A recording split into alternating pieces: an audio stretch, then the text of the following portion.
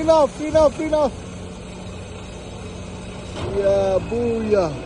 There's your fuel. Sekitar 50 roket ditembakkan dari Lebanon ke Israel Utara pada Kamis 23 November pagi.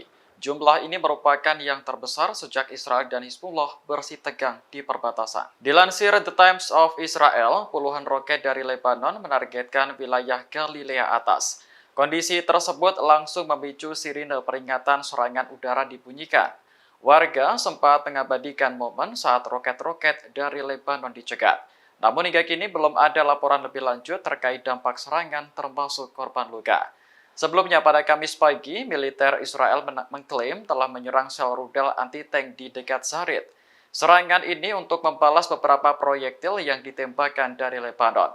Kemudian pada Rabu malam, sebuah rudal permukaan ke udara ditembakkan ke pesawat Angkatan Udara Israel di dekat Lebanon. Rudal tersebut berhasil dicegat dan Israel membalasnya dengan menyerang peluncur dan fasilitas penyimpanan senjata.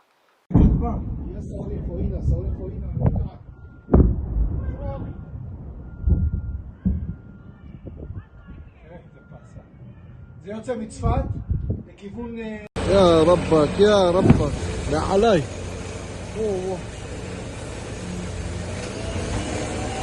يلا هنا على زكاة هنا على الأضواء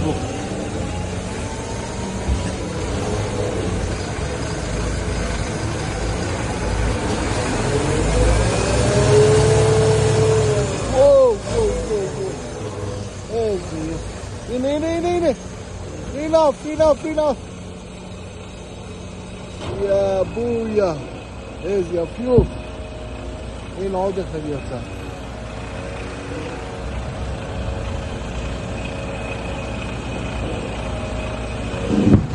Oh.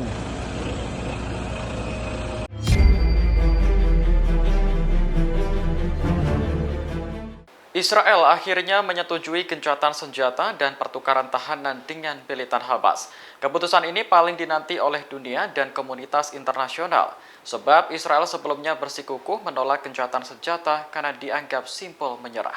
Scott Reiter, mantan marinir Amerika Serikat, menilai Israel berat hati menyetujui gencatan senjata, sebab menurutnya Israel lebih memilih sandera yang ditahan di Gaza tewas daripada menukarnya dengan perempuan dan anak-anak Palestina. Reiter lantas menyimpulkan bahwa disepakatinya gencatan senjata merupakan kemenangan bagi Hamas. Hal itu pernah diucapkan langsung oleh Perdana Menteri Israel Benjamin Netanyahu. Sebelumnya, Israel mengatakan pihaknya akan melakukan pertukaran sandera dengan Hamas mulai Kamis ini. Selain itu juga akan menghentikan serangan terhadap Gaza selama 4 hari. Namun, Israel memutuskan untuk menundanya hingga Jumat 24 November besok. Berdasarkan perjanjian yang disepakati, Hamas akan membebaskan 50 sandera Israel, semuanya merupakan perempuan dan anak-anak.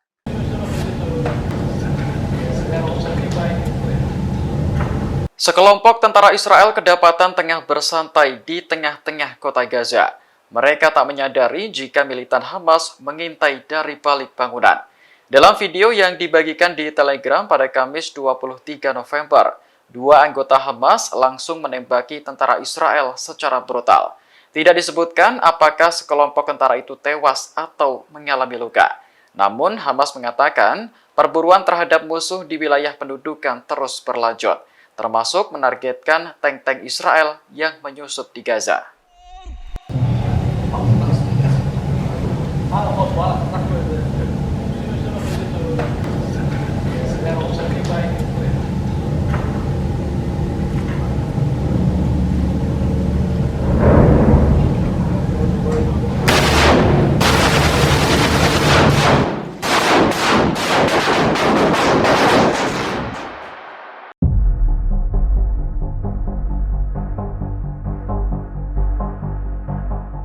Pasukan Israel menangkap Direktur Rumah Sakit Al-Shifa di Gaza pada Kamis 23 November. Penangkapan ini terjadi hanya berselang seminggu setelah Rumah Sakit Al-Shifa diserang. Pihak rumah sakit membenarkan bahwa Muhammad Abu Salmiya telah ditangkap tentara Israel. Abu Salmiya merupakan Direktur Rumah Sakit Al-Shifa yang belakangan kerap muncul di media. Selain Abu Salmiya, seorang dokter senior dan 2 staf medis juga turut ditangkap. Israel tidak menjelaskan maksud dibalik penangkapan dokter-dokter tersebut. Namun, Hamas telah mengecam Israel dan mendesak para dokter segera dibebaskan. Pihaknya juga meminta bantuan kepada Komite Palang Merah Internasional untuk bertindak lebih banyak. Sebelumnya, Israel menuduh Hamas menggunakan rumah sakit Al-Shifa sebagai pusat komando militer. Mereka percaya rumah sakit tersebut terhubung dengan terowongan bawah tanah. Namun setelah digerebek, Israel tidak menemukan bukti atas dugaannya.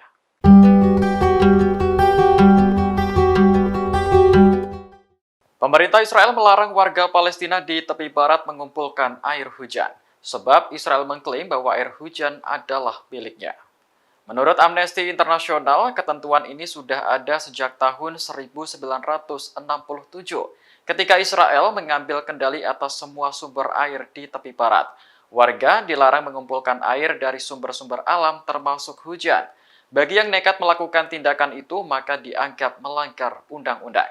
Warga Palestina di tepi barat juga mengalami kesulitan ketika ingin mengambil air dari sumber lain, sebab pembangunan infrastruktur air baru juga memerlukan izin dari tentara Israel. Warga Palestina tidak dapat mengebor sumur air baru, memasang pompa, atau mengubah sumur yang sudah ada. Mereka juga tidak diberi akses terhadap sungai Yordan dan sumber air tawar. Hal ini mengakibatkan lebih dari 200.000 warga di tepi barat tidak memiliki akses terhadap air yang mengalir. Menurut Amnesty International, pendudukan Israel selama lebih dari 50 tahun di wilayah Palestina telah melanggar beberapa hak asasi manusia, termasuk akses terhadap makanan, hak atas kesehatan, pekerjaan, dan perumahan yang semuanya terkait dengan kurangnya akses terhadap air yang memadai.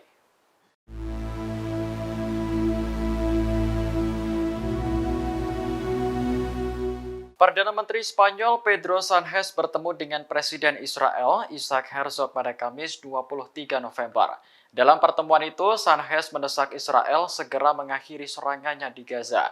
Menurutnya, seluruh warga sipil harus dilindungi dengan cara apapun. Sánchez mengatakan kepada Herzog bahwa Israel memang berhak membela diri, namun juga harus mematuhi hukum kemanusiaan internasional. Menurutnya, tewasnya ribuan warga sipil di Gaza tidak dapat dibenarkan. Selain mendesak Israel berhenti menyerang Gaza, Sánchez juga meminta agar bantuan kemanusiaan diberi akses masuk. Hal ini penting untuk keberlanjutan hidup jutaan warga Gaza yang menjadi korban perang. Sánchez menegaskan bahwa Spanyol mendukung terbentuknya negara Palestina merdeka. Menurutnya, Gaza harus dipimpin oleh Palestina setelah perang berakhir. Hal senada juga disampaikan Menteri Luar Negeri Spanyol, José Manuel Álvarez. Ia menekankan bahwa Spanyol mendukung gencatan senjata kemanusiaan antara Israel dan Hamas.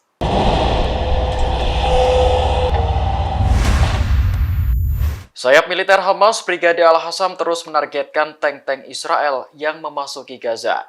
Dalam video yang dibagikan di Telegram pada Kamis 23 November, anggota Hamas tampak mendekati kendaraan lapis baja milik Israel. Rupanya, ia memasang bom pada pintu kendaraan tersebut. Tak lama kemudian, anggota Hamas menjauh dan menyaksikan bagaimana lapis baja Israel meledak. Selain hancur karena bom, tank-tank Israel juga menjadi sasaran penembakan anggota Hamas.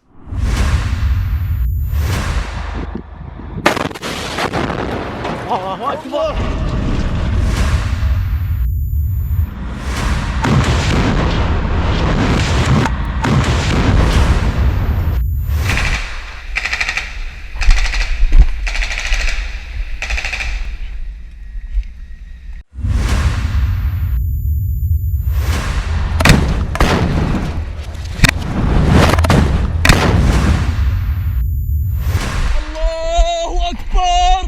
Download Tribun X sekarang, menghadirkan lokal menjadi Indonesia.